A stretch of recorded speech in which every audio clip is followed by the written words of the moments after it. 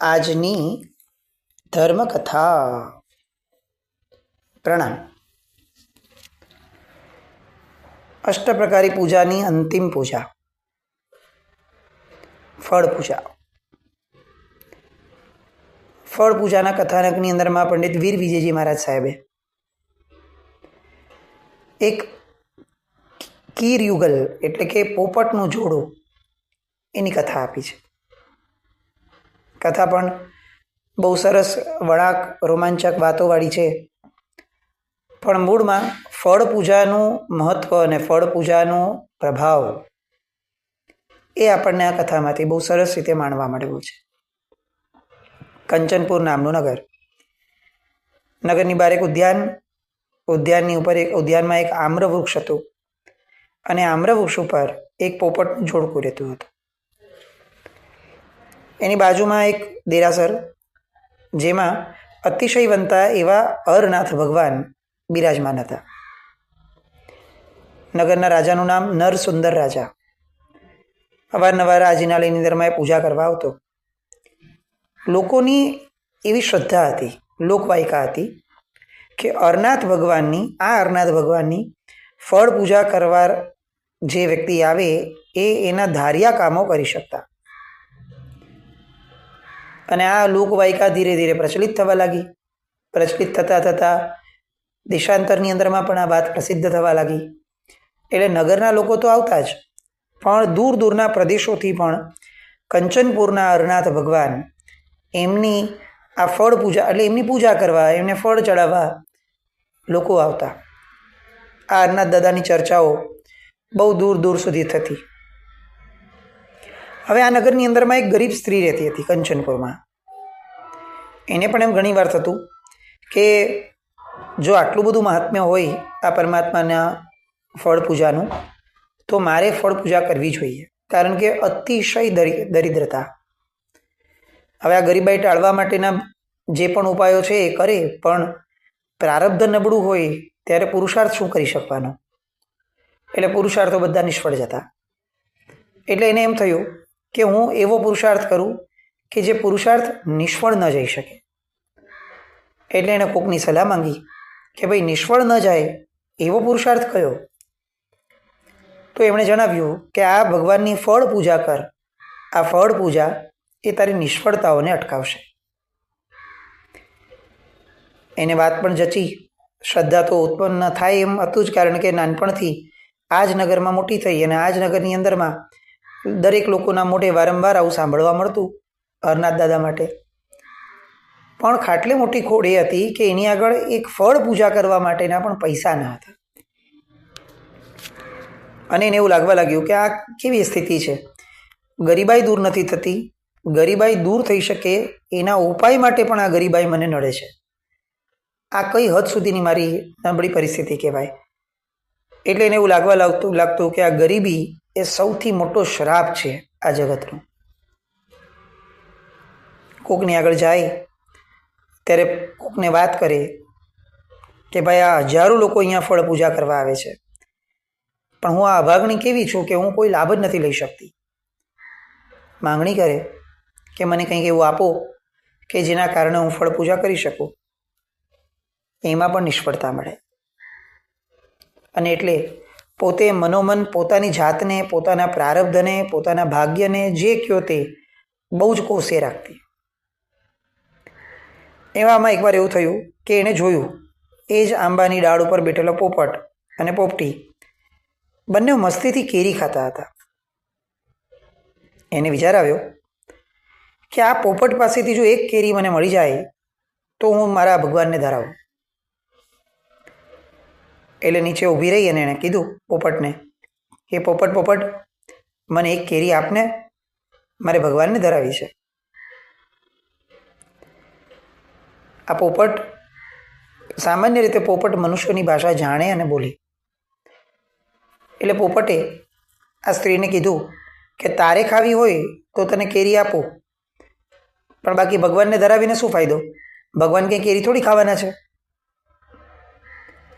અને પેલી એમ કહે છે કે તું આવું ન બોલ, તને ખબર નથી આ ફળ પૂજાનો બહુ મોટો મહિમા છે. થોડા વખત પહેલાં નગરની અંદરમાં ગુરુ ભગવંત આવ્યા હતા. એમણે પોતાના પ્રવચનની અંદરમાં આ મહિમા સમજાવ્યો હતો અને એવું કહ્યું હતું કે જે ઉત્તમ ફળથી પ્રભુની પૂજા કરે છે એને ભવાંતરમાં ઉત્તમ ગતિ મળે છે અને ઉત્તમ એવા શાશ્વત સુખનો ભોગી પણ બને છે. એમ કરી અને ગુરુ મહારાજ પાસેથી એણે જે સાંભળ્યું હતું એ બધી વાતો એ આ પોપટને કરે છે. પોપટે ઓલી ગરીબ સ્ત્રીને એક ફળ તો આપી દીધું, પણ પછી એણે એની પોપટીને વાત કરી કે જો આ સ્ત્રી કહે છે એવું ખરેખર હોય તો ચાલો ને આપણે પણ ફળ પૂજા કરીએ. એક ફળ એમને આપ્યું અને પોતે પ્રભુને ધરાવ્યું. એને સારું લાગવા લાગ્યું. હવે એને એમ થયું કે જ્યાં સુધી આ આમ્રવૃક્ષ ઉપર ફળો આવે છે ત્યાં સુધી આ સ્ત્રીને હું રોજ એક ફળ આપું, કારણ કે આ સ્ત્રીના કારણે જ મને આ ફળ પૂજાનું સુખ મળે છે. અહીંયા પોપટને ફળ પૂજા દ્વારા જે ભવિષ્યમાં મળશે એની કલ્પના ઓછી છે, કારણ કે એને એવી કોઈ દરિદ્રતા નથી કે કોઈ દુઃખ નથી કે જેના કારણે પ્રભુને આરાધે, પણ એને આવી રીતે ફળ પૂજા કર્યાનું સુખ છે. આરાધના કરવાના બે પ્રકાર છે. એક આશય સહિતની આરાધના અને બીજી સહજ આરાધના. કેટલીક આરાધનાઓ આશય સહિત થાય કે મને આવું કંઈક પ્રાપ્ત કરવું છે તો હું એ આશયથી ભગવાનની પૂજા કરું છું. આવું કંઈક મને મેળવવું છે તો હું આ આશયથી હું આ ઉત્તમ તત્વોની સેવા કરું છું. આ એક પ્રકાર છે. અને બીજો પ્રકાર એવો હોય કે જેમાં એમને પૂછો કે ભાઈ તમે કેમ કરો છો, તો કે હું સહજ કરું છું. પ્રભુ પ્રત્યે અહોભાવ છે, પ્રભુ પ્રત્યે સદભાવ છે, અથવા આરાધના પ્રત્યે પ્રેમ છે, એ જે ગણો તે, પણ બહારનું કોઈ કારણ કોઈ નિમિત્ત નથી. બસ હું સહજ કરું છું, મને ગમે છે, હું કરું છું. આ પોપટને બીજા પ્રકારવાળી આરાધના એને ફાવતી, અને એ એક ક્રમ શરૂ થયો તે થયો.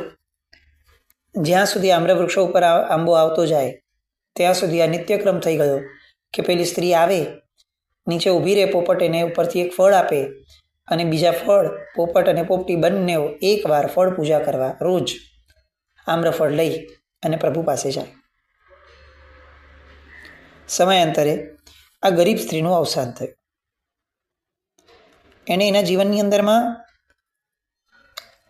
એક પણ એવું બીજું સુકૃત નહોતું કર્યું કે જેના આધારે એને કંઈક બહુ મોટું પુણ્ય પ્રાપ્ત થાય. પણ આ ફળ પૂજા અને મુખ્યતઃ ફળ પૂજાની ભાવના જેને બહુ ઘૂંટી હતી, એના આધારે એ નિર્મળ પુણ્ય, એ તડપણવાળું પુણ્ય, એના કારણે એને દેવલોક પ્રાપ્ત થયો. અહીંયા નરકની યાતના હોય ને એવી જેવી યાતનામાં એણે મનુષ્યપણું વિતાવ્યું. દરિદ્રતા, નિતાંત દરિદ્રતા, અને એક ફળ પૂજા, એના આધારે શું થયું તો કે એને દેવલોક મળ્યો. એક્સ્ટ્રીમ ડિફરન્સ આવે એવી પરિસ્થિતિ. નિમિત્ત શું? ફળ પૂજા. હવે દેવત્વ પામી. આ બાજુ પોપટ એ પણ મૃત્યુ પામ્યો. પોપટ મૃત્યુ પામી અને મનુષ્ય થયો. હવે આ પણ એક બીજું આશ્ચર્ય છે.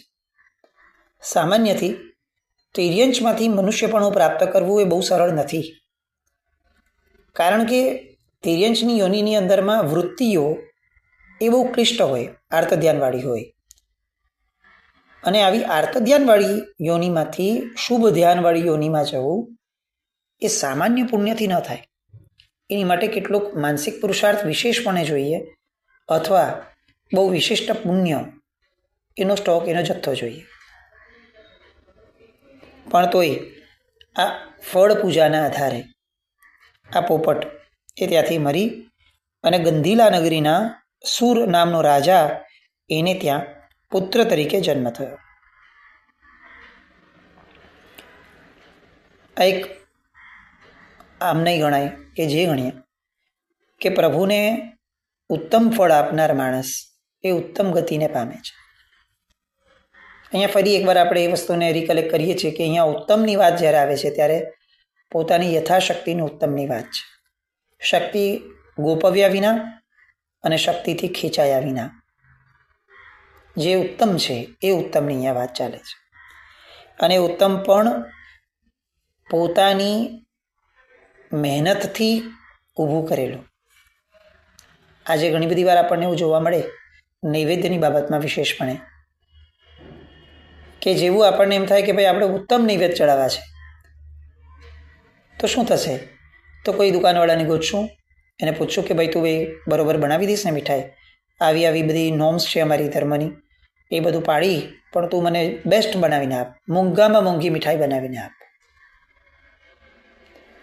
ભાવ સારો છે, ના નથી, પણ પ્રભુ મોંઘી વસ્તુના ભૂખ્યા છે આવી માન્યતા ન રાખવી. અને મોંઘી વસ્તુ વાપરવાથી જ ભક્તિ થાય છે આવી માન્યતામાં પણ કેટલોક બદલાવ લાવવા જેવો એ રીતે છે કે જે વસ્તુ આપણે જાતે કરી શકતા હોઈએ પોતાની મહેનતથી, એ સૌથી મોંઘી ગણાય. મહેનતથી મોંઘી એક પણ ભેટ આ જગતની અંદરમાં ન હોઈ શકે. હું કરોડ રૂપિયા આપી દઉં પણ હું મારા ઉપકારીજનને મળવા ન જાઉં તો એ યોગ્ય ન ગણાય. મારે મહેનત કરીને જવું પડે, ભલે પછી હું કરોડ ના આપું ને ઓછા આપું, પણ એમની પાસે વારંવાર જવું એ સૌથી મોટી ભેટ છે.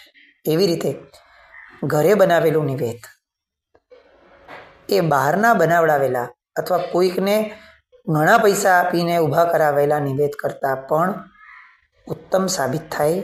કેમ? કારણ કે એ આપણા પોતાની મહેનતથી બનેલું છે, નંબર 1, અને નંબર 2, નૈવેદ્ય પૂજાની વિધિ એ ઘરમાં બનેલા દ્રવ્યોની છે. ફળ, એનું આ ફળ તો બંને ભોગવ્યું, બંને સરસ મજાના ઉત્તમ ભાવો મળ્યા. હવે આ ગંધીલા નગરીની અંદરમાં જે પોપટનો જીવ જન્મ લેવાનો છે એની માતા રત્નાદેવી. પોપટનો જીવ ગર્ભમાં આવ્યો ત્યારે એ માતાને આમ્રફળ ખાવાનું મન થયું. હવે એ સિઝન તો આંબાની હતી નહીં, એટલે શું થાય તો કે અંદર મનમાં ને મનમાં એ માતા અંદરથી શોષાતી ગઈ. પોતે સમજતી હતી કે ભલે હું રાણી રહી પણ એમ સિઝન જ નથી આંબાની તો આંબા ક્યાંથી લાવશે. એટલે રાજાને કહેવાનું એને શક્ય નહોતું થતું કે એને કહીશ ને એ પણ દુભાશે. પણ દેવલોકમાં બેઠેલી પેલી ગરીબ સ્ત્રી જે દેવ થઈ હતી એ દેવ વિચારે છે કે મારા ઉપકારી આ પોપટ અને પોપટી એ ક્યાં છે. તો એમાંથી પોપટનો જીવ ક્યાં છે એ જોવા એને અવધિજ્ઞાનનો ઉપયોગ મૂક્યો અને એને ખબર પડી કે એ તો ગર્ભમાં છે ને એની માતાને આંબો ખાવાનું મન થયું છે. એને ધ્યાન આવ્યું એટલે એણે તરત જ આમ્રફળની વ્યવસ્થા કરી આપી. કઈ રીતે? તો કે પોતે એક વેપારીનો વેશ લેવડાવ્યો અને વેશ લઈ રાજા પાસે ગયા અને ભેટણા રૂપે આમ્રફળનો આખો ને આખો ટોપલો જે છે એ રાજાને ધર્યો, ભેટ આપ્યો. રાજાને પણ આશ્ચર્ય થયું કે આ તો ઋતુ નથી અને ઋતુ વગર કેવી રીતે મળે. અને એમણે વેપારીને પૂછ્યું કે આ કઈ રીતે થયું, આ ઋતુ વગર આમ્રફળ? એ જમાનામાં છે ને હાઇબ્રિડ ફ્રૂટ્સ ન હતા, એ બહુ કુદરતી જમાનો હતો. આપણને અત્યારે એવું લાગે છે કે આપણે બહુ એડવાન્સ થયા, આપણે બહુ મોડર્ન થયા, ટેકનોલોજીનું ડેવલપમેન્ટ એટલું બધું થયું કે આપણે ધારીએ એ સમયે કોઈ પણ ફ્રૂટ, અરે હવે તો કોઈ પણ વ્યક્તિને એના ડીએનએથી આપણે જન્માવી શકીએ. પણ આ ડેવલપમેન્ટ નથી, આ ડિસ્ટ્રક્શન છે. આ વિકાસ નથી, આ વિનાશ છે. કુદરતના તંત્રથી વિપરીત જવું, કુદરતના તંત્રથી વિરુદ્ધ જવું એ કોઈ દિવસ મનુષ્ય માટે ઉપકારી બન્યું નથી. તમે જુઓ, કેટલાક વર્ષ જવા દો, આ હાઇબ્રિડ ફળો ખાવાથી શરીરની અંદરમાં કેટલાક રોગો થાય છે. આવી વાતો એ જ લોકો ધીરે ધીરે પ્રસરાવશે અને પછી એ જે રોગો ઉત્પન્ન થાય એની દવાઓ વેચશે. આ આજનું વિજ્ઞાન છે કે જે પેટ ચોડીને શૂળ ઊભું કરાવડાવે અને પછી શૂળની દવા કરાવડાવે, એને બંને સાઈડ ધંધો થાય. આ આજનું વિજ્ઞાન. આપણે ફક્ત ને ફક્ત એ લોકો માટે એક પ્રોડક્ટ છીએ કે જેણે એની પાસેથી કોઈ પણ ભોગે પૈસા આપી અને વસ્તુ ખરીદવાની જેણે રહે છે. વેપારીને પૂછ્યું રાજાએ કે ભાઈ આમ્રફળ આવ્યા ક્યાંથી? પણ વેપારીએ હસીને ચતુરાઈથી વાતને ટાળી દીધી. જે થયું તે. પણ રાણી રાજમહેલમાં બેઠા હતા, એમણે ઈશારો કરી દાસીને મોકલી તરત રાજાને કીધું કે આ રાખી લો, આમાં બહુ પૂછપરછ ન કરો, જે આવ્યું છે એને વધાવી લો. અને રાણી બહુ ખુશ થઈ. આ બાજુ એ જે દેવી હતી એને ખ્યાલ હતો કે આ પોપટે કેરીઓ આપીને મારી પર ઉપકાર કર્યો હતો, એટલે ફળ પૂજાના આધારે જ આ આખી દેવલોકની ગતિ મને મળી છે, અને એ પણ આ પોપટના જીવે જ આપ્યું છે. એટલે એને એમ થયું કે ચલો હું કંઈક અંશે એનો ઋણ સ્વીકાર તો કરી શકી. અને રાણીની ઈચ્છા પૂરી થઈ. હવે આ બાળકનો જન્મ થયો. બાળકનું નામ શું રાખવું એની વિચારણા ચાલતી હતી. ત્યારે રાણીને એવું સૂઝ્યું કે આ બાળક ગર્ભમાં હતો ત્યારે મને ફળ ખાવાની ઈચ્છા થઈ હતી, તો આપણે આ બાળકનું નામ ફલસાર રાખીએ. આપણે ધૂપસાર કુમારની વાર્તા ધૂપ પૂજાની અંદરમાં જોઈ છે. આનું નામ ફલસાર પડ્યું. ફલના આધારે ફલસાર. કાળક્રમે આ ફલસાર યુવાન થયો. શરીરથી બહુ જ સુંદર, સ્વભાવથી બહુ વિવેકી, વ્યવહારથી બહુ વિનયી અને દિલથી બહુ દયાળુ એવો આ રાજકુમાર. પોતાનું નગર અને ઉપરાંતના પ્રદેશોની અંદરમાં એના ગુણોની બહુ પ્રશંસા થતી. માણસ ગુણથી જેટલો પ્રખ્યાત થાય છે ને એટલો ધન દ્વારા નથી થઈ શકતો. ધન દ્વારાની પ્રખ્યાતિ જે થાય ને એ હંમેશા બંને બાજુની રહેવાની.